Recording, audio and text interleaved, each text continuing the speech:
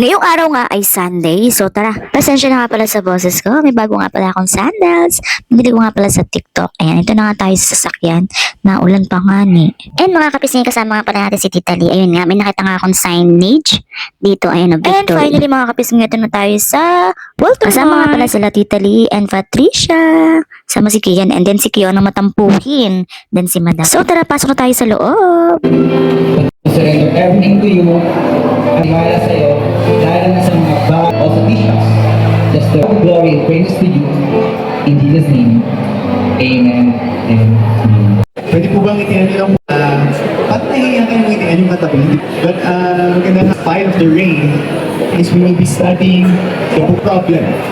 Bakit may pagpapala sa goal is for sa nananampalataya, gitna ng pananampalataya mo, paano kung matisod ka? Oo nga pala mga kapisngin, nakalimutan ko nga palang sabihin sa inyo na dito kami nagsimba sa San Rafael Watermark. Hindi ko na nga tinapos mga kapisngin dahil nga ang haba. So ayan, tapos na kami mag-church. Hanahanapin ko nga pala sila Madam kasi nawawala ako.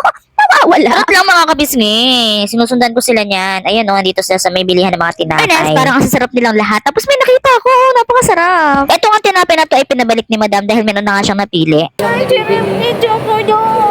I want.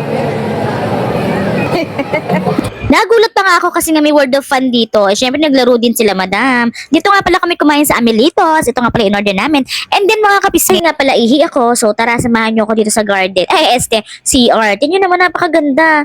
Parang garden. Mga kapisay, pauwi na kami nito. Pumunta na kami sa car. Ito nga pala ako, napakataba ako. Kailan kaya ako papaya? Mga kapisay, yun lang mga kapisay. Bye bye Walter Mad San Rafael.